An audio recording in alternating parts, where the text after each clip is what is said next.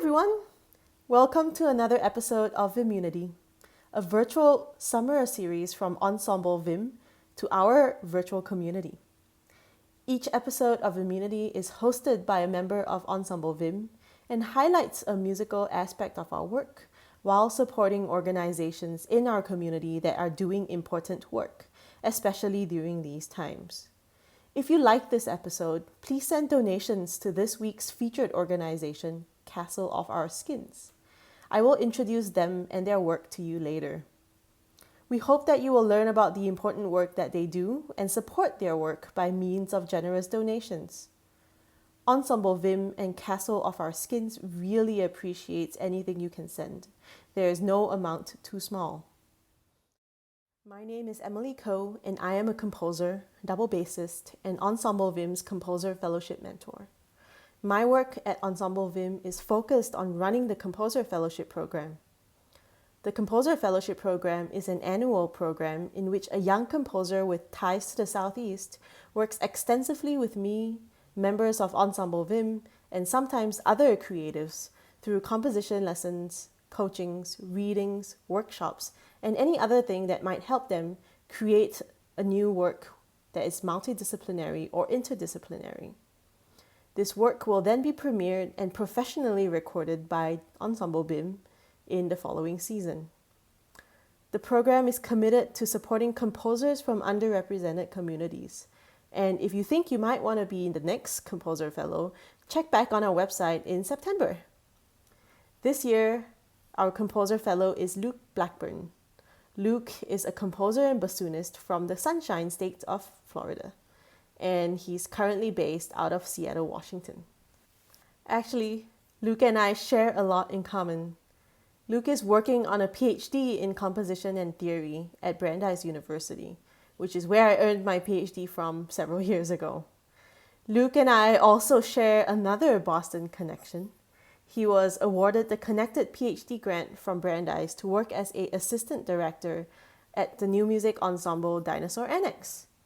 I had also spent many years working with Dinosaur Annex, first as its general manager, then as its co-artistic director, and I now serve on the ensemble's artistic advisory board. Well, enough about me. Without further ado, let's meet Luke Blackburn, Ensemble Vim's Composer Fellow for the 2021 season. Hi, Luke! Tell us a little bit about your musical background and what your interest is in tying the natural world into your creative practice. Hi, Emily. Thank you so much for having me today. To answer your question, pretty much as long as I've been doing music and composing, my music has served as basically an audio track to my imagination. I know that can mean so many different things, but for example, like depicting colors, or maybe the ocean, even something as specific as a monarch butterfly or the veins of a leaf. I love thinking about these things, and I'm kind of just creating this audio to all of these images that I am creating in my mind. And what I really like about doing this is that I'm kind of giving the audience just enough pieces of the puzzle to really go on this journey with me. But what I love the most about it is that we might not actually be thinking of the exact same things. My ocean could be different from your ocean, but the journey we're going on is still more or less the same. And to me, I really love that aspect about music and the way I think about music. But speaking specifically about environmentalism, it wasn't really until about, I would say maybe 3 years ago, that I started making it a point to include environmentalism and the natural world as a key component to my compositions. That means that my imagination just wasn't enough. I wanted to use my platform to bring kind of conservational awareness to the concert space, or even bring music to the outdoors, music about nature to the outdoors. And so because of my decision to do this, I kind of really had to think about how I compose music. Because my compositional process is so ingrained in my imagination, over the past many years, I've kind of started developing these documentary style compositions where I'm still taking you on this journey, kind of putting you into my mind a little bit, but I'm also offering really important information about the creature or plant or whatever it may be that I'm bringing to the stage that, that concert. And to me, this is so important because, and what I'm hoping to do is really spark your own imagination. And I want you to listen to my music and maybe go out your front door and see whatever creature that my piece was about and wonder, like, what more do these creatures have to offer in our lives, in our world, and what am I doing to impact their life? So that's kind of how I think about my music and why I've incorporated environmentalism and everything all into one cohesive, you know, compositional style that I'm working on for myself. Thank you, Luke. That is so interesting. Your proposed Ensemble Vim project also features nature strongly. You will be composing a flute concerto for Nicole Frankel and Ensemble Vim about 4 birds that are considered threatened or endangered in Georgia.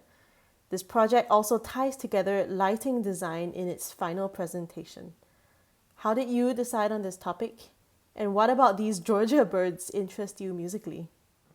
Yeah, great questions. First, I'll answer your question about the flute concerto. So I decided on the flute concerto because I'm just really good friends with Nicole Frankel. She's just always been a great friend for many years, and over the years of our friendship, she's seen literally every single thing I've ever written for the flute. I always send her this stuff and ask her to like, is it playable? And she has suffered through every single one of them for me. And so I'm just really excited to have the opportunity to highlight and showcase her amazing talent. Yeah, and so about Georgia birds, I guess there are really 2 answers here. First, I wanted to write a piece about a creature that lived outside of the audience's doors, so in this case, Georgia, to kind of either introduce or remind the audience that the creature exists in their local ecosystem with them. And 2, since I'm writing a flute concerto, I kind of wanted to play with this cliche of the flute being the bird of the orchestra. As we hear all this music that represents birds, and it's usually a flute. So I kind of wanted to see what more I could do with that. So I started doing some research on the various bird species in Georgia, and when I checked the U.S. Fish and Wildlife Services site, I stumbled upon their threatened and endangered bird list, and I found that there are 4. There's the piping plover, Kirkland's warbler, the wood stork, and the red-cockaded woodpecker. And I just thought, this is amazing. Each one of these 4 birds are so different from each other and how they exist in Georgia's ecosystem. I mean, first we have the piping plover, which is this really small bird that you would see running around on the beach. If you think of Disney's short Piper, that is a piping plover. So it's these really cute little birds. Next is Kirkland's warbler. They're just like also these small yellow birds, but they're migrators. So they actually live in, I think it's Michigan in the summer, and they fly all the way down to the Bahamas for the winter. So it's a huge migration, and Georgia is kind of their like resting ground before they cross the ocean. So yeah, they're huge migration. It's really crazy. Next is the wood stork, which they're just so funny looking. They're these like big fluffy white feathers, and they just have this gray bald head, and they're really big, and you usually see them in the swamps. And they also nest really high in these like really skinny twigs, and they're like always flopping around. It's just really, you should look it up. It's really funny. Um, but yeah, just like such a different character there. And then, of course, lastly is the red-cockaded woodpecker, which is just unlike any of the other birds in that how it forages as its food and where it lives and nests. And yeah, they're just like all so different. So I'm just so excited to showcase Nicole and the flute, maybe even various different flutes to kind of represent the different birds and kind of see how that all ties together. I'm really excited about it. For lighting, I decided to do lighting because it's kind of something I'm more recently getting into. And the reason I enjoy lighting is because though I'm writing music kind of with my imagination, sometimes I think a little more features might help people to kind of get into my mind space a little bit. So I'm kind of using lighting as a way to create an environment for the piece. So if I'm thinking maybe the piping plover, maybe I think of some like of the ocean colors and maybe sand. Just kind of like these very specific colors that have to do with where the bird lives to kind of set a more specific stage to what I'm trying to represent musically. Um, and so on and so forth with the other birds. So I'm just really excited about it. Um, It'll be very colorful and it should be really excited. And I'm just so excited to be working with Ensemble Vim and you. And it's just, I think it's going to be really great. Yes, we look forward to working with you too. Since you don't have anything composed just yet, could you share something with us that gives us a tasting of what we can expect in the near future? Yeah, sure. Yeah, I'm going to show you a piece that kind of really started this whole journey for me, adding kind of this nature component to my compositions. I'll tell you a little bit about the piece before I play it. Um, so a couple of years ago, I was out in the ocean in Florida with my dad. We were on a boat and we were just going really fast. We were probably like 80 miles out in the Atlantic Ocean, and all of a sudden, like all of these flying fish just started leaping out of the water. And I mean, like hundreds. Like there were so many. And I think when people think about flying fish, they think they just like jump out of the water and float for a minute, but like they fly. They can probably jump like 20 to 30 feet out up into the air and glide for hundreds of feet. Like they are actually flying. And it's just so cool to see and it really blows your mind.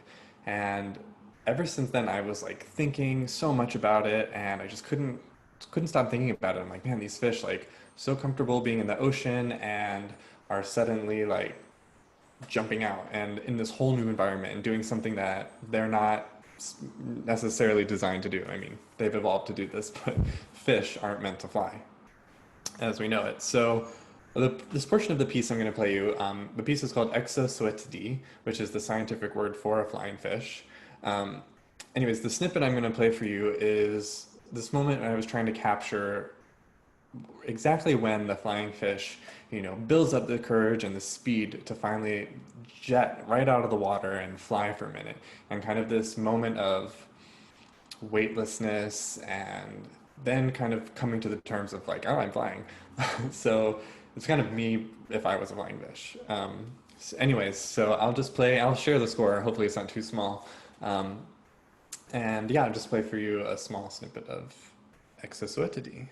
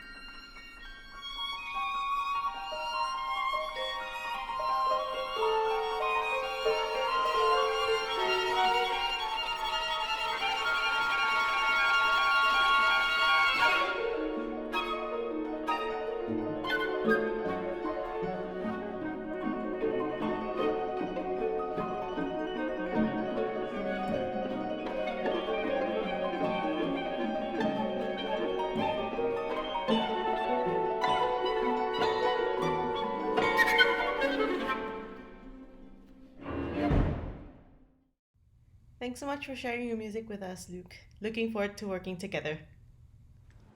Thanks so much for having me. To end this week's episode of Immunity, and since we share so many Boston connections, Luke and I decided to feature the Boston based Castle of Our Skins as our featured organization this week. Castle of Our Skins is led by violist Ash Gordon, composer, performer, and social justice advocate Anthony R. Green, and visual artist and musician Natasha Rosario. I will now let Anthony share his work with Castle of Our Skins with you. Hello, my name is Anthony Green, and I'm the Associate Artistic Director of Castle of Our Skins. We are a Boston-based concert and education series, and we're dedicated to celebrating Black artistry through music. In 2013, I co-founded this organization with my good friend Ashley Gordon, who's an extraordinary violist and the current artistic director of Castle of Our Skins. Since 2013, we've engaged in a number of different projects, ranging from educational workshops and programs for children, youth, and adults, as well as many collaborations with such organizations as the Handel and Haydn Society, Boston Lyric Opera, as well as some wonderful soloists such as the dancer Ramiro Purpose Vaughn. We've had collaborations with visual artists, with spoken word artists, with interdisciplinary artists, with fashion designers, historians, you name it.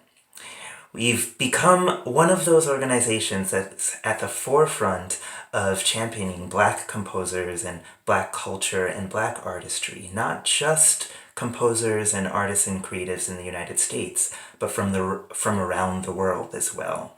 We've played works by the Afro-Caribbean composer Eleanor Alberga, Afro-British composer Samuel Coleridge Taylor, and we planned on doing a concert focused all on composers from Africa this season, but that has been postponed till next season.